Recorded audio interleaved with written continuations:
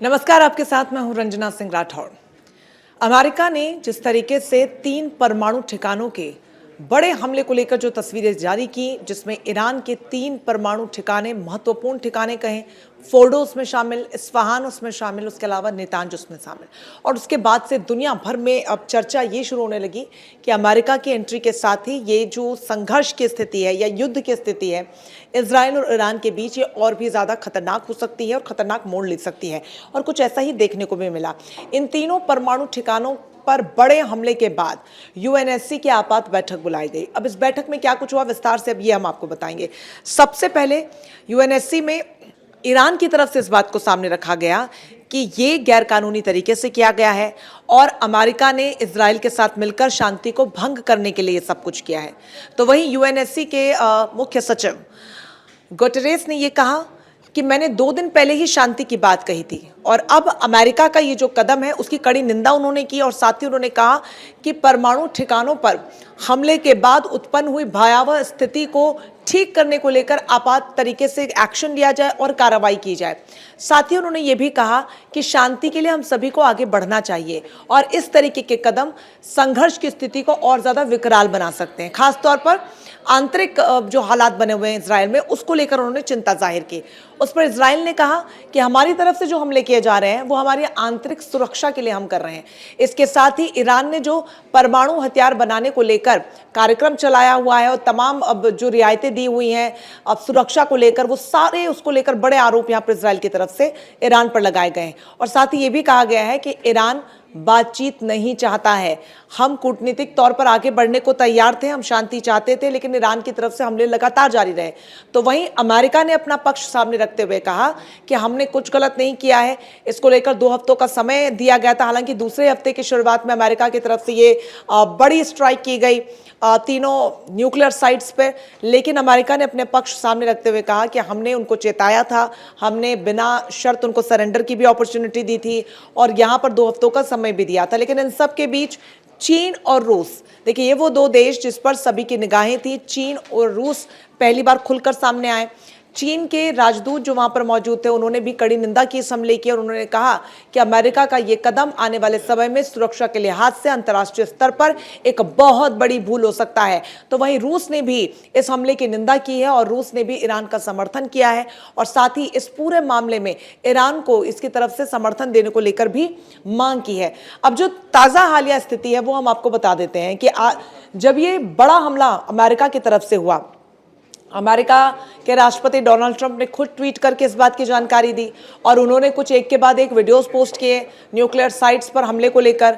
और उसके बाद उन्होंने ये भी कहा कि अब यहाँ से हम शांति की ओर आगे बढ़ सकते हैं। उन्होंने एक संकेत दिया कि यहाँ से हम युद्ध विराम लगा सकते हैं। तो वहीं उससे पहले बेंजामिन नेतन्याहू इजराइल की तरफ से प्रधानमंत्री सामने आए और उन्होंने कहा कि शक्ति के बाद ही शांति स्थापित की जाती है, यानी कि जो एक इंटरनेशनल अब नैरेटिव सेट करने की शायद कोशिश की जा रही थी कि पहले आप पावर दिखाइए और उसके बाद शांति स्थापित कीजिए। बहरहाल ईरान के जो इस वक्त तेवर है उससे बिल्कुल ये नहीं लगता कि किसी भी तरीके से बातचीत की टेबल पर ये देश आ पाएंगे, क्योंकि ईरान ने उसके तुरंत बाद हमले शुरू कर दिए इजराइल पर। हालांकि अमेरिका को सीधी चेतावनी दी है कि अब न सिर्फ उसके सैन्य ठिकाने बल्कि उसके नागरिक भी ईरान के निशाने पर हैं। और यूएनएससी की बैठक में भी ईरान की तरफ से यही कहा गया है कि अमेरिका को अंजाम भुगतने के लिए तैयार रहना होगा।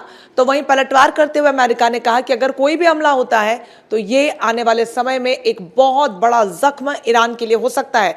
तो ईरान को पूरी तरीके से इसको लेकर तैयार रहना होगा।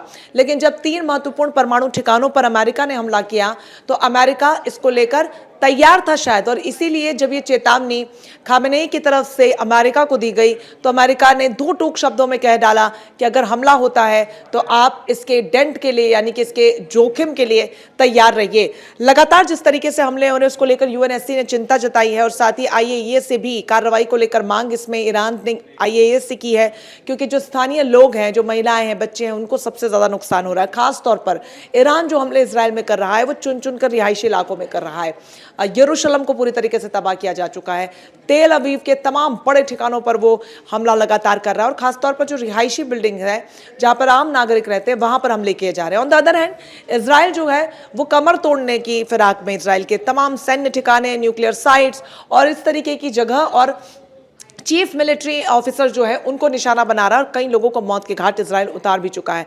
इजराइल लगातार आज भी कई हमले इजराइल को देखने को मिले हैं, जहां पर अलग अलग शहरों में भारी तबाही देखने को मिल रही है और ये युद्ध यहां से कितना आगे जाता है ये आने वाला समय बताएगा। लेकिन क्या समर्थन में जैसे अमेरिका खुलकर इजराइल के सामने आया है, क्या चीन और रूस भी खुलकर आएगा, ये देखना बहुत ज्यादा दिलचस्प होगा, क्योंकि अगर ऐसा होता है तो ये एक बहुत बड़े खतरे की घंटी पूरे मिडल ईस्ट के लिए होने वाली है। क्योंकि अमेरिका ने तो वो कर दिया जो नेतन्याहू शायद चाहते थे, और वो भी उसकी टाइमिंग देखिए कि जब इजराइल के लिए परमाणु कार्यक्रम ईरान के एक बड़ी समस्या बने हुए थे, चिंता का विषय बने हुए थे, तब अमेरिका ने यह बड़ा हमला किया। हालांकि ईरान का कहना है कि कोई बड़ा नुकसान नहीं हुआ है, जो भारी भरकम यूरेनियम भारी मात्रा में वहां पर फोर्डो पर रखा गया था उसे निकाल लिया गया था, किसी तरीके की रेडिएशंस वहां इसलिए नहीं निकली है, और अरब की तरफ से भी इस दावे की पुष्टि की गई है। हालांकि उसके बाद कोई तस्वीरें ऐसी रेडिएशन के सामने नहीं आई, लेकिन जो तमाम मशीनरी थी वहां पर परमाणु हथियार बनाने को लेकर वो पूरी तरीके से ध्वस्त हो गई है, क्योंकि B-2 बॉम्बर का जो इस्तेमाल किया गया, JBU बॉम्ब्स का इस्तेमाल किया गया, 6 बम रक्षक विमान वहां पर पहुंचे थे और जबरदस्त हमले की तस्वीरें पूरी दुनिया ने देखी और पूरे मिडल ईस्ट ने देखी। अब बात आती है ईरान के समर्थन में कौन है, चीन और रूस, जिनने यूएससी में तो साथ दिया। यूएनएससी की आपात बैठक में चीन की तरफ से निंदा की गई अमेरिका के हमले की, रूस ने भी निंदा की, लेकिन क्या इस जंग के मैदान में खुलकर सामने आएगा, क्या खुलकर वो भी हमले कर सकता है ईरान के सपोर्ट में? क्योंकि चीन ये कह रहा था कि हम तो शांति चाहते हैं, हम शांति की ओर ले जाना चाहते हैं, इजराइल संघर्ष विराम करे, इजराइल सीजफायर करे। तो यानी कि चीन की बातों से साफ है कि चीन युद्ध तो नहीं चाह रहा है और इसीलिए शायद उसका हिस्सा भी वो नहीं बनेगा। ऐसे में ईरान के पास ऑप्शन तुर्की बचता है और शायद इसलिए इंटरनेशनल डिप्लोमेसी में अब विदेश मंत्री ईरान के जुड़ चुके हैं।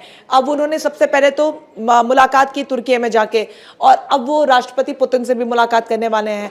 तो पूरी तरीके से लामबंदी जो है वो तैयार की जा रही है ईरान की तरफ से इजराइल के खिलाफ, क्योंकि खुलकर जब अमेरिका ने सपोर्ट किया है, और इसके अलावा भी कई अन्य देश हैं जो शामिल हो सकते हैं, क्योंकि अमेरिका जब शामिल हो गया, लेकिन ईरान के लिए अभी तक कोई खुलकर सामने नहीं है। हालांकि हूती विद्रोहियों ने यह जरूर कहा था पहले कि अगर अमेरिका की तरफ से कोई भी अटैक होता है तो रेड सी में अमेरिका के जो जहाज हैं, अमेरिका के युद्धपोत हैं, उन पर दोबारा से हमला होगा। हाल ही में युद्ध विराम वहां पर हुआ था एक समझौते के तहत, लेकिन वो दोबारा से हमला किया जा सकता है। तो अमेरिका ने क्या अपने पैरों पर कुल्हाड़ी मारी है, ये बड़ा सवाल है। क्या यहां से ईरान के लिए अब इजराइल और अमेरिका के साथ संयुक्त रूप से टिक पाना, एक बड़ा प्रश्न चिन्ह उस पर भी लगा हुआ है, क्या वो टिक पाएगा? हालांकि जब आप मिसाइलों की बात करते हैं, आप हथियारों की बात करते हैं, असलहों की बात करते हैं, तो ईरान भी इजराइल से कम नजर नहीं आता है। जो बैलिस्टिक मिसाइल उसके पास है, और शायद यही वजह है कि डिफेंस सिस्टम रूस का पूरी तरीके से इंटरसेप्ट मिसाइलों को नहीं करता पा रहा है, और 2000 से ज्यादा किलोमीटर की रेंज की जो बैलिस्टिक मिसाइल्स हैं उनको वो इंटरसेप्ट नहीं कर पा रहा, और इसीलिए शायद तेल अवीव का शहर पूरी तरीके से तबाह नजर आ रहा है, और यरूशलेम में भारी तबाही देखने को मिल रही है, क्योंकि आयरन डोम काम नहीं कर रहा है, और तमाम जो डिफेंस सिस्टम है वो इजराइल के कहीं ना कहीं धता साबित होते हुए नजर आ रहे हैं। हालांकि ईरान जो है वो ये कह रहा है कि करारा जवाब दिया जाएगा, लेकिन आने वाले वक्त में क्या ये तबाही और ज्यादा भीषण होगी, ये देखना बेहद दिलचस्प होगा। हालांकि हर कोई चाहता है कि बातचीत की टेबल पर दोनों देश आए और संघर्ष विराम लग जाए। फिलहाल के लिए चर्चा में बस इतना ही, फिर मुलाकात होगी। दीजिए इजाजत, नमस्कार।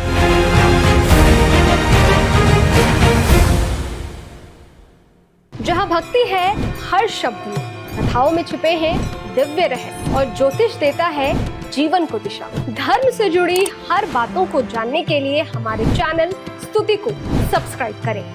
चैनल पर जाने के लिए इस लिंक पर क्लिक करें।